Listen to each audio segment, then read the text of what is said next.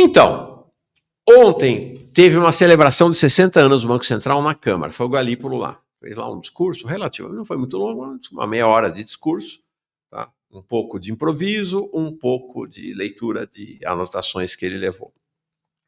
E o mais importante do discurso é que ele vai dizer assim: a economia precisa de uma dose maior do remédio. Qual é o remédio? Taxa de juros. Vamos olhar aqui esse trechinho que eu separei. Sofremos por que é que você está numa taxa de juros que, quando comparado com um par ou comparado com outro país, apareceria como restritiva e ainda assim a economia brasileira apresenta um dinamismo excepcional. É o caso presente. Né? A economia brasileira vem apresentando, ou apresentou recentemente, a queda mais rápida da sua taxa de desemprego e a menor taxa de desemprego da série histórica. Um dos maiores crescimentos do rendimento das famílias e também a máxima da série histórica. Isso sugere que talvez os canais de transmissão da política monetária não funcionem com a mesma fluidez que costuma funcionar em outros países aqui no Brasil. E que, eventualmente, você precisa dar doses maiores do remédio para conseguir o mesmo efeito. Não. O questionamento que sempre nós sofremos por que é que... Vamos passar de novo, gente, porque isso aqui são momentos em que se descortina diante dos nossos olhos a verdadeira opção ideológica de cada um. Né? Mais uma vez, né? Sincericídio. Sincericídio. O que ele está dizendo? Vamos ouvir de novo. O que ele está dizendo? Que, olha, a gente se pergunta, né? Por que é que aquilo que se faz em outros países, ele está falando de elevação de taxa de juros com o objetivo de frear o crescimento econômico, não funciona aqui no país, no Brasil. E ele vai dizer, olha, a gente está mandando a taxa de juros para a lua, mas a economia insiste em crescer, insiste em ter mais emprego, insiste em ter taxa de crescimento econômico, né? O que faltou? Eles é tudo ao contrário do que a gente planejou. Ou seja, ele vai lá para se queixar do crescimento econômico do país e das baixas taxas de desemprego. Claro, são os empregos de merda, são os empregos muito ruins, a gente tem visto, né? Um desastre, mas tá lá, né? Uma baixa taxa de desemprego, ela não é tão baixa assim, a gente já falou disso aqui outras vezes, hoje não vamos falar, a gente conversa qualquer dia sobre o que são essas taxas aparentes e baixíssimas de desemprego. Então, aí ele vai dizer que este crescimento econômico precisa de um remédio. Ou seja, ele trata o crescimento econômico como uma doença. E que você, para combater esta doença chamada crescimento econômico, olha a lógica, gente, essa é a lógica deles. Essa é a lógica do governo Lula. Essa é a lógica do Banco Central. Para você combater esta doença chamada crescimento econômico, você precisa aumentar a dose do remédio. Vamos ouvir de novo. O questionamento que sempre nós sofremos por que é que você está numa taxa de juros que, quando comparado com um par ou comparado com outro país, apareceria como restritiva e ainda assim a economia brasileira apresenta um dinamismo excepcional. É o caso presente. Né? A economia brasileira vem apresentando, ou apresentou recentemente, a queda mais rápida da sua taxa de desemprego e a menor taxa de desemprego da série histórica. Um dos maiores crescimentos do rendimento das famílias e também a máxima da série histórica. Isso sugere que talvez os canais de transmissão da política monetária não funcionem com a mesma fluidez que costuma funcionar em outros países aqui no Brasil. E que, eventualmente, você precisa dar doses maiores do remédio para conseguir o mesmo efeito. Gente, pelo amor de Deus. Pelo amor de Deus. Né? Remédio. É uma doença o crescimento econômico, entendeu? É uma doença.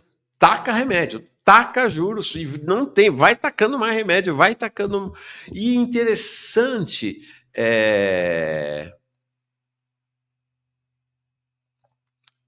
como a linguagem do governo, porque o Galípolo é do governo, tá? Vamos combinar. Né? Galípolo saiu, ele era o secretário executivo, era o segundo homem do Ministério da Fazenda e foi nomeado por Lula e Haddad para ir Banco Central. Então ele é da turma do governo. olha só, interessante como a linguagem governamental da equipe econômica do governo converge para a ideia, olha para a economia com uma linguagem de doença e remédio. Vocês se lembram da Simone Tebet? Nós falamos tanto da Simone Tebet aqui, né? Importante dizer, este é o único portal do Brasil, da extrema-direita, e dos liberais e dos progressistas, o único. Só aqui você ficou sabendo que a Simone Tebet está defendendo, e provavelmente articulando, claro, que está defendendo, está articulando, um golpe de Estado entre novembro e dezembro de 2026, depois do segundo turno da eleição presidencial. Né, no qual ela está prometendo uma radicalização no arcabouço ao estilo Milei.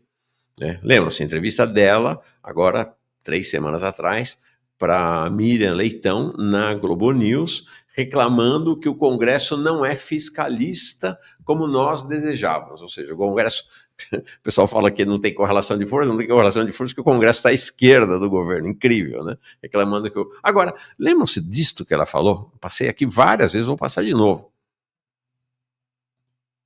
Num arcabouço mais rigoroso, que não mate o paciente, obviamente. Não mate o paciente, né? Deixa na UTI, mas não mata. E ele aqui? Realmente você precisa dar doses maiores do remédio para conseguir o mesmo efeito. Deu para entender? É a mesma linguagem, é a mesma visão da economia e não tem povo, né? Não tem povo. Vamos lá de novo, ó. Realmente você precisa dar doses maiores do remédio para conseguir o mesmo efeito. Arcabouço mais rigoroso, que não mate o paciente, obviamente. Deu para entender? Ontem eu falei, até um amigo petista veio me questionar aqui. Achou que você está sendo muito radical. Deixa eu me ver aqui. A Tânia diz. No Faixa Livre foi falado isso. Sim, mas o Faixa Livre, claro, o canal do Anderson Gomes, canal de esquerda, mas é um programa de entrevistas, não é um portal. Tá? Não é um portal. Tá? O Breno falou, é verdade. O Breno ficou sabendo aqui, né? O Breno não sabia, ficou sabendo aqui, e aí, a partir disso, fez algumas referências a Simone Tebet, né? Algumas referências a Simone Tebet. Tá? Mas, mais uma vez, também não é um portal. Né? Também não é um portal. Daniel Kenzo, Galípolo fala abertamente que quer gerar desemprego e ninguém no governo fala nada. É um absurdo estar jogando contra o povo brasileiro. O Galípolo fala o que falou e ninguém reage. A Simone Tebet fala o que falou e ninguém reage, porque eles têm apoio. Eles têm apoio. Ontem, Daniel, gente, um amigo meu petista falou, você está radicalizando, não é bem assim, não é bem assim. Olha, eu fiz uma seleção, porque que afirmação eu fiz ontem? Hoje nós estamos vendo o Galípolo e Simone Tebet, para falar de economia. Ontem nós vimos quem? O Quaquá. Né, dizendo que vai meter bala em bandido, que bandido vai para vala, que em Maricá a prefeitura vai comprar caveirão e fuzil. É nesse nível o negócio lá em Maricá. É neste nível, é Bukele na veia. E a gente tem visto aqui cotidianamente o que está acontecendo na Bahia, no Ceará, no Piauí, nos estados governados pelo PT. Então, ontem eu estava comentando isso. A gente tem um processo que não é de agora, um processo de migração dos governos do PT e do próprio PT na economia rumo ao neoliberalismo e na segurança rumo à política que é característica da extrema-direita. É um fato isso. Você olha para o governo da Bahia, para o governo do Ceará, para o governo do Piauí, governo do Rio Grande do Norte um pouco menos, mas também não tem grande diferença. É a mesmíssima política de segurança do governo do Rio de Janeiro, do governo de São Paulo, do Nayib Bukele. Igual, não sem tirar nem pôr. E agora a política de segurança de Maricá. Agora, você não vai ouvir ninguém criticando o Quaquá entre os progressistas, tá? Não vai ver. Não vai ver. Então, é a mesma política de segurança. E quando a gente olha a política econômica, é uma política econômica assentada no neoliberalismo. Alguém acha que não? E aí é interessante, porque eu fiz uma seleção de quais são as palavras mais vocalizadas pelas autoridades do governo Lula, né? E o pessoal diz, Simone Tebet é a direita do governo. Não, não é a direita do governo, não. Ao contrário. A Simone Tebet tem uma pegada, tinha uma pegada até no começo do governo mais desenvolvimentista que o Haddad. Não nos iludamos. A Simone Tebet não é, que é a conversa, né, do que sobrou da esquerda do PT. Não, mas tem uma luta interna no governo e a Simone Tebet é a direita do governo. Bom, mas se a Simone Tebet é a direita do governo, o Galípolo devia ser a esquerda, né? Ele é discípulo do Beluso, né? Ele estava lá como braço direito do Haddad, então não tem essa história da direita do governo. É o governo, ele está uníssono, está unificado em relação a esses temas. Ali no PT tem uma franjazinha pequena, muito pequena, né, que questiona. Então está lá o Breno, tem o Walter Pomar, aqui e ali, de maneira bem menos expressiva, Rui Falcão, mas é isso, né? É isso. Uhum. Quais são as palavras que mais saem da boca, então, dos porta-vozes do governo e do PT em relação à economia e segurança? Acho que é bem interessante. Para nós que somos da palavra, nós jornalistas, a gente que vive da palavra, isso é muito revelador. Então a gente vai ver aqui, ó, na economia, essas são as palavras que o governo usa: arcabouço, fiscal, juros, remédio, paciente. Essas são as palavras. Acabamos de ver, inclusive, agora Galípolo e Simone Tebet. Na segurança é rigor, ostensivo, combate, caveirão e agora, a partir de agora lá em Maricá, com Quaquá, vala, né? Que é bandido bom é bandido morto, né? O Quaquá assumiu e me parece que essa essa linguagem do Quaquá é a linguagem que está materializada na política de segurança da Bahia, do Ceará, do Piauí, dos estados governados pelo PT. Então é bandido bom é bandido morto, que é a vala, né? Aqui em Maricá, bandido vai para a vala. A vala democrática, o Quaquá acha que se colocar um adjetivo democrático depois das frases, isso mudaria a perspectiva, né? Dá uma embelezadinha ali no discurso, tá? Então é isso. Esse é o rumo histórico, inclusive não é de agora, tá? Desde lá do começo do século, mas se acelerou demais agora em Lula 3. Esse é o fato. Então, linguagem neoliberal na economia, linguagem da extrema-direita na segurança pública. Ontem saiu algo que eu achei muito revelador, porque esta gestão econômica e da segurança pública, ela tem um objetivo, né, gente? Vamos combinar. Não tem dois objetivos, tem um objetivo só, que é sustentar o capitalismo brasileiro tal como ele é. Tá? É isso. Não, mas vai fazer a reforma do imposto de renda, até 5 mil, até 7 mil vai ter desconto, vai cobrar um pouquinho de quem ganha acima de 600 mil por ano. Mas, como eu disse, isto não é um projeto do governo. Bom, por sinal, o Paulo Guedes já tinha falado em apresentar um projeto que era até mais radical do que este. Paulo Guedes, então, esse não é um projeto do governo. Isto é uma alternativa desesperada no momento de queda dramática da popularidade do governador. Porque se fosse política do governo, tinha apresentado em janeiro de 2023. E o fato de apresentar agora indica que a conversa de correlação de forças era cortina de fumaça. Porque não era essa a intenção do governo. Porque se a popularidade do governo Lula está no chão agora, e estava no alto em 2023, em tese a correlação de forças é menor, é pior ainda, né? É pior. Entendeu? Então, qual é a resultante desta política econômica, desta política de segurança, desta orientação do governo Lula? Como é que tem várias medidas para isto? né? As pesquisas, a mobilização popular,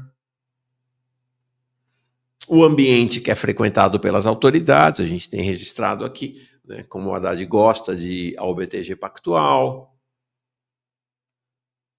com quem que o presidente Lula se relaciona. Nós mostramos aqui a foto dele lá no Japão, né, uma foto super emblemática do governo, ele ao lado do Alcolumbre, do Gumota, do Arthur Lira e do Pacheco. É isto. Portanto, o governo do PT é um governo de gestão do atual sistema capitalista brasileiro, tá? Com algumas pequenas concessões. Pequenas. Já foram até maiores no Lula 2, no Dilma 1. Hoje, bem menores, porque a gente vê o governo atacando de maneira vigorosa o salário mínimo, o BPC, o Bolsa Família. Então, menores, inclusive, do que foram no passado. Qual é a resultante deste capitalismo brasileiro? Tá? Deste capitalismo brasileiro no topo da sociedade. Ou seja, quem são os grandes favorecidos por esta política? E, mais uma vez, gente, vamos falar as coisas como elas são. Desde o começo do século, são 25 anos. O PT governa o país 70% desse tempo. Lula 1, Lula 2, Dilma 1, Dilma 1,5, tá? E agora Lula 3. 70% do tempo transcorrido entre o começo do século e agora, 2025, este país foi governado pelo PT. E qual é a questão? É a correlação de forças nesse tempo todo que impediu qualquer mudança estrutural no país? Vamos ver agora a resultante desse tempo, porque nós estamos falando disso, nós não estamos falando de 2023, nós estamos falando de 2003, né? De 2003 até agora, o Brasil foi governado 70% do tempo pelos governos do PT, Dilma e Lula. Então, isto que eu vou mostrar agora é resultante histórico do país, mas é resultante especialmente desses últimos 25 anos. Está aqui, ó. Saiu a lista dos milionários brasileiros, dos maiores milionários brasileiros, a chamada lista da Forbes, que mostra na verdade, os bilionários, né? Bilionários do planeta. Então, vocês vão ver aqui, isso aqui foi feito, essa tabela foi feita lá pelo pessoal do Poder 360. Aqui é a posição geral no ranking mundial. Tá? Então, vê lá, o brasileiro mais rico, o Eduardo Saverin, do Facebook, tem, o cara é rico, 53º mais rico do mundo. Aí a segunda, que é a Vicky Safra, viúva do José Safra, donos do Banco Safra, é a 96ª. E assim vai, tá? E assim vai no ranking mundial. Agora, aqui, vamos olhar o ranking local. O mais rico do Brasil, então, é o Eduardo Saverin, com uma fortuna estimada em 32,4 bilhões de reais. Estamos falando em bilhões de reais. Ele que foi cofundador, não está em dólares, não, está em reais, cofundador do Facebook. A segunda pessoa mais rica é Vic Safra, da família Safra, do Banco Safra, 20,9 bilhões. O terceiro, Jorge Paulo Lemann, tá? Jorge Paulo Lemann é originalmente do mercado financeiro, depois fizeram uma série de aquisições, né? Ambev, Embev, Lojas Americanas, Eletrobras, dessa turma. Eles são o que eu chamo de setor financeiro, setor de fraudes e de montagens empresariais, né? 16,7 bilhões, uma fraude na cara de todo mundo, né? Essa da Lojas Americanas, com total impunidade. Depois vem logo atrás dele, não, né? Coitadinho, o André Esteves é um pobre coitado, tem menos da metade da fortuna do Jorge Paulo Lemann, 7,5 bilhões, BTG Pactual. O Carlos Alberto Sicupira, sócio do Jorge Paulo Lemann, nas artimanhas, 7,3 bilhões. Depois, o Moreira Salles, o Fernando Moreira,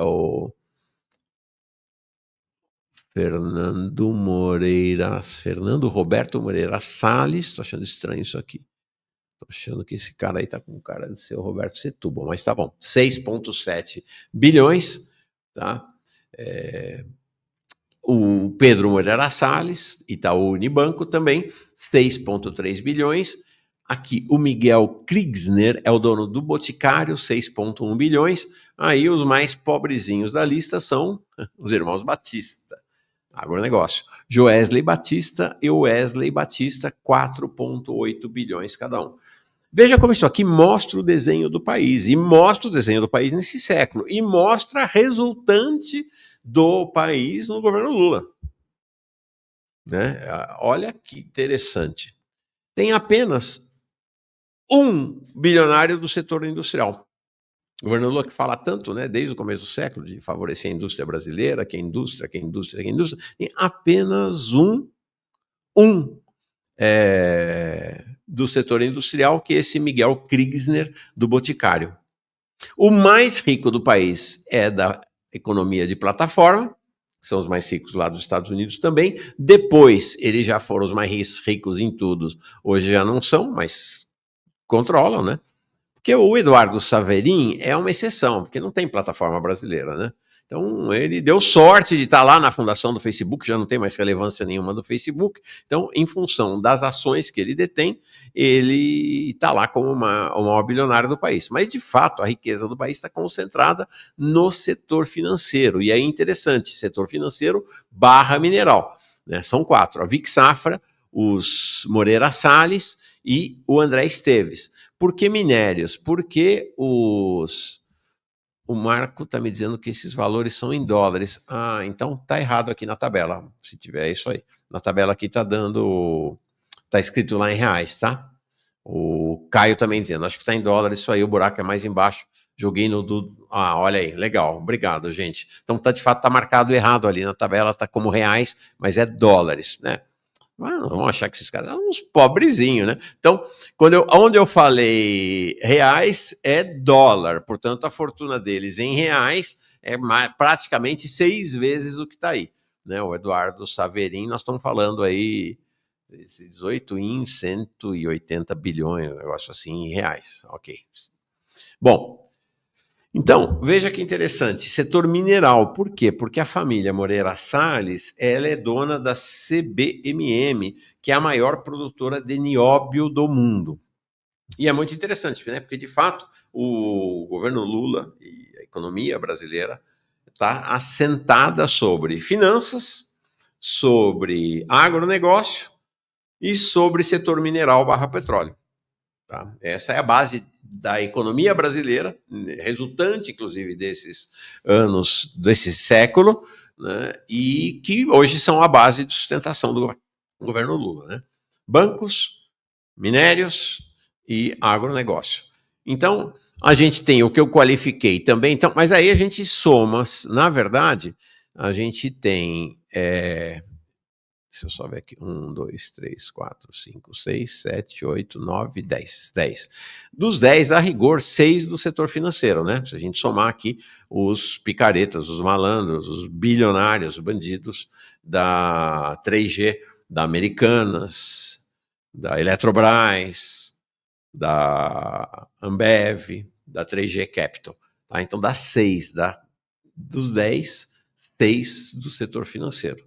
Aí vem o agro, 2, aqui é um agro particular, porque é um agro, né, agronegócio, agroindústria, que é resultante da política do governo Lula. Né? A família Batista é uma família tratada com deferência especial pelos governos do PT, continua sendo assim no governo Lula. Quem frequenta o Palácio do Planalto sabe que eles têm trânsito aberto lá no Palácio do Planalto, tá? Tanto o Joesley quanto o Wesley Batista. E aí sobra um último da indústria. Então esse é o perfil do capitalismo brasileiro. Esse é o perfil do capitalismo brasileiro. Assim estamos em 2024, 2025. Tá? Quer saber mais sobre esse capitalismo? Quer saber mais sobre o retrato do país? Né? E temos esse escândalo em curso, tá? Que é o escândalo do Banco Master. Né? Um negócio assim impressionante. como é que o setor de fiscalização do Banco Central deixou a coisa chegar a esse ponto. Mas chegou. Né? Gente, quem conhece o mercado financeiro, quem tem informações do mercado financeiro, sabe que a conversa sobre esse Banco Master está quebrado meses. Há meses que o Banco Master, sabe-se que o Banco Master está quebrado. É claro que o Banco Central sabe. É claro que o Banco Central sabe. Né? Mas fechou os olhos. Fechou os olhos. Por quê? Porque o Banco Central é o clube dos bancos. É o clube dos bancos. Né? O Banco Central é isso. É o clube dos bancos. Então ali não vai pegar. Não vai pegar. Não vai pegar. Vai olhar para o lado sempre. Vai ter proteção. Né? Vai ter proteção. Sempre. Essa é da história do Banco Central. Então, assim, um escândalo que já está na rua, está na praça, todo mundo sabe, tá? Todo mundo sabe. Não. Nada. Nada. Nada. Passou batido. Um escândalo enorme, um escândalo enorme, um escândalo gravíssimo. Por que um escândalo gravíssimo? Porque ele é um escândalo, tá, que envolve... O que estava acontecendo no mercado? Esse que vocês estão vendo aí na foto, esse picareta, é o Daniel Vorcano, que é o dono do Banco Master. Esse Daniel Vulcano, ele é considerado, ele é o banqueiro ostentação. Inclusive, assim, os banqueiros em geral, o André Esteves é outro banqueiro ostentação, mas não ostentação da riqueza, né? O André Esteves gosta de ostentar o poder e a influência dele. O André Vulcano, ele é ostentação naquele padrão mais... né, corriqueiro desses milionários e bilionários. Pra vocês terem uma ideia, um negócio escandaloso aí, né? É que assim, todo mundo fica quieto, ninguém comenta, porque afinal ele é dos nossos e tal. Mas ele deu uma festa, agora, acho que ano passado. Ele, inclusive, é sócio lá do Clube Atlético Mineiro. Ele deu uma festa o ano passado para comemorar os 15 aninhos da filha dele, em que ele gastou 15 milhões de reais. É pouco. 15 milhões de reais para, né, um milhão de reais para cada aninho da filha dele, para a festa de debutante. 15 milhões de reais. Então, isso é um banqueiro ostentação. Ostenta riqueza, redes e tal. E vinha oferecendo investimentos com taxas absurdamente maiores do que as taxas oferecidas pelos demais bancos. Isso é sinal. Isso é sinal claro, para quem atua no mercado financeiro, para quem conhece, para quem se relaciona, sabe. Se tem algum banco no mercado oferecendo taxas de remuneração para investimento muito superiores aos demais, é porque ele está quebrado. É claro. Porque ele está tentando captar de todo jeito. E não deu outra, ele estava quebrado, já se sabia disso há meses, o Banco Central sabia disso há meses, e não fez nada. Tão grave quanto isto é a operação que está em curso agora, que é o Ibanez, incrível, né? O Ibanez se livrou do 8 de janeiro, né? Se livrou do 8 de janeiro. Deixou tudo acontecer. Tudo aconteceu, se livrou do 8 de janeiro, mas é isso, é o acordão. O acordão do 8 de janeiro é pau no Bolsonaro. O resto a gente acomoda, a gente vai acochambrando aqui entre nós. O Ibanez se livrou. Né? Totalmente leniente, omisso, né? Tanto com a preparação quanto os eventos do próprio dia 8 de janeiro. Tá? Mas o Ibanez é assim, ele é um bilionário também. Ele é um advogado de grande influência no Distrito Federal. Ele tem influência no STF, ele tem influência no Tribunal de Contas, ele tem influência, ele controla o Tribunal de Justiça do Distrito Federal, ele controla a Assembleia Legislativa, no caso aqui a Câmara Distrital. Então, o cara manda em Brasília. O cara manda em Brasília. Então é isso. O que ele fez? Ele comprou, vamos ver se essa operação vai ser concluída, 49% das ações ordinárias, a operação não está concluída, tá? Por 2 bilhões de reais. 2 bilhões de reais. Mas não é ele. É o Distrito Federal. Ele está metendo dinheiro público, portanto, teu dinheiro, meu dinheiro, o dinheiro do povo brasileiro, para salvar este banco quebrado. É uma velha operação de salvar banco quebrado. Então, agora o Ministério Público resolveu investigar essa história da compra do Banco. Gente, levei o Jones 2 semanas atrás, ele esteve aqui em Brasília, fomos lá na favela Sol Nascente. É a segunda maior favela do país, 70 mil habitantes. A maior favela em extensão territorial. Tem várias favelas aqui na região do Distrito Federal. E o cara está gastando 2 bilhões para comprar ações de um banco quebrado. Você faz ideia do que tem aí, né? O que tem nessa operação? Né? O que tem nessa operação? Luciana, Cecília Manso. Ninguém vê nada. O BC não vê nada, a CVM não vê nada, as empresas de autor. Não, ninguém vê nada. É isso aí. Sempre assim. Luciana Gatti pergunta: não foi esse banco que financiou a casa do Flávio? Sim, foi o BRB. Ibanês. Né? Foi o Ibanês que financiou a casa do Flávio. Eu quero saudar o Leonardo Albuquerque, achei que você já era membro. Legal, Leonardo, muito bem chegado aqui. Que bom, que bom. O Jorge Massado diz assim: demorei um pouco para entender que trata-se de um projeto do PT, dar uma guinada à direita. Obrigado, Mauro. Luciana Teixeira. Mauro, esses cortes bem didáticos mostram a real cara do governo contra o povo. Parabéns pelo canal. Legal. É nossa obrigação e nossa vocação. Então, esta operação, olha que interessante, porque vamos olhar os personagens envolvidos na operação para saber que o negócio está fedendo, que não cheira bem. Então, a ideia... E assim, este cara está sendo tratado, este Leonardo Volcano, que devia estar preso, está sendo tratado em reunião com o Galípolo, reunião com o Ibanês, agora teve 2 dias atrás reunião com o BTG está querendo pegar uma parte. Se o BTG está querendo pegar, você já faz a ideia, né? André Esteves. Mas ele tem as bênçãos do Haddad para fazer o que quiser. E aí tem uma operação interessante na quebra.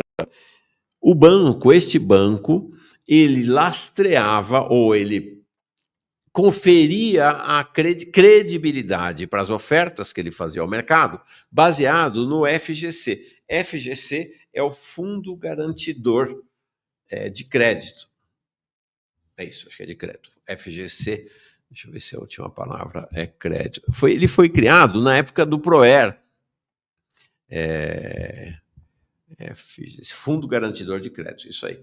Ele foi criado na época do PROER, na época das quebras dos bancos, que foram todos eles salvos pelo Banco Central, tá? Foi criado em 1995. Então, ele é um fundo que os bancos vão compondo exatamente para garantir aquele que investiu num banco que quebrou, que ele possa ter seu dinheiro de volta. Limite de R$250 mil.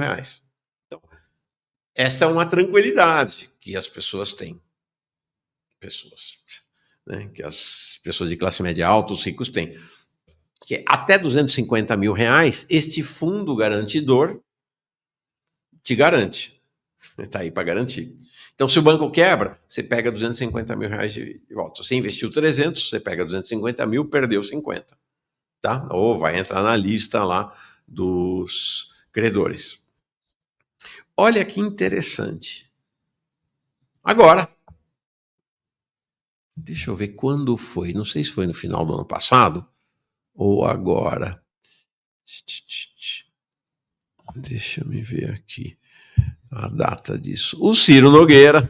Então, olha os personagens que estão envolvidos nessa operação. Deixa eu ver se tem a data aqui dessa tentativa do Ciro Nogueira. Ciro Nogueira. Onde está você, Ciro Nogueira?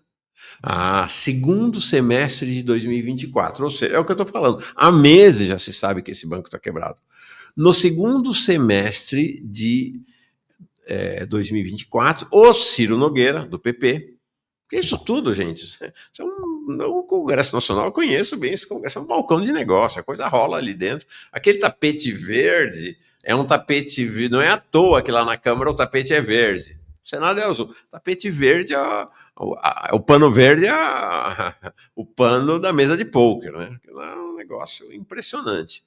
O Ciro Nogueira, inocentemente, propôs se elevar o limite do Fundo Garantidor de Créditos de 250 mil para 1 milhão. Olha que interessante, né?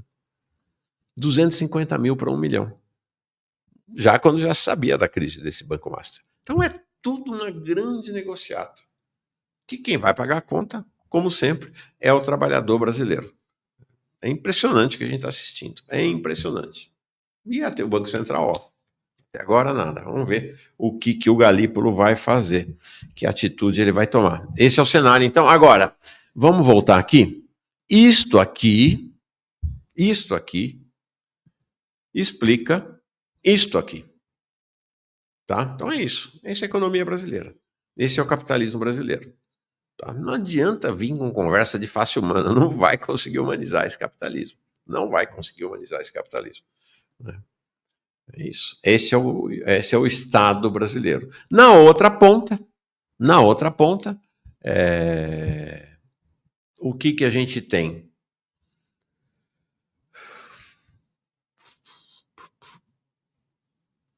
A luta.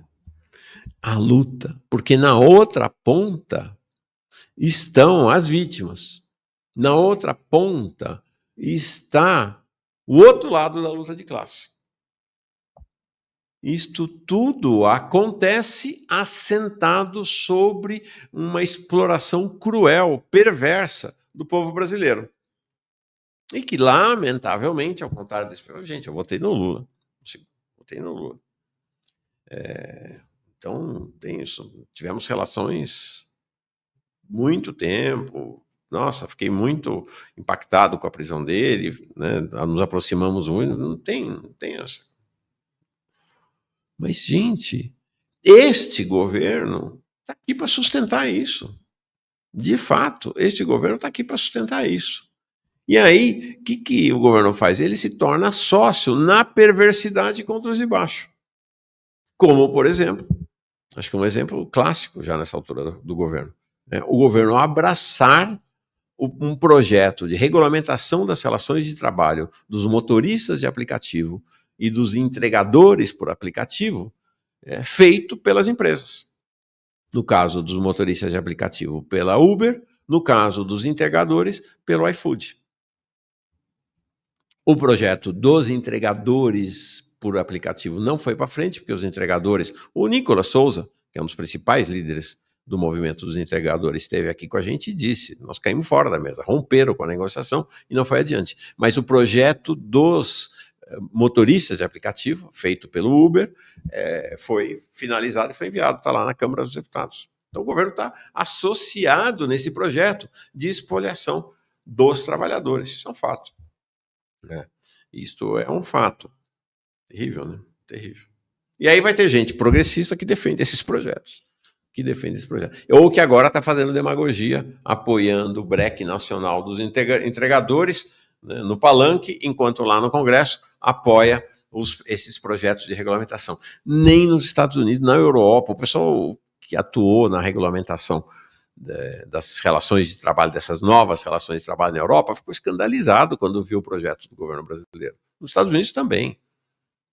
É muito mais a favor das empresas do que a legislação desse país. Então, qual é a reação? Organização e luta. Essa é a reação. E é o que está acontecendo. E está crescendo. Então,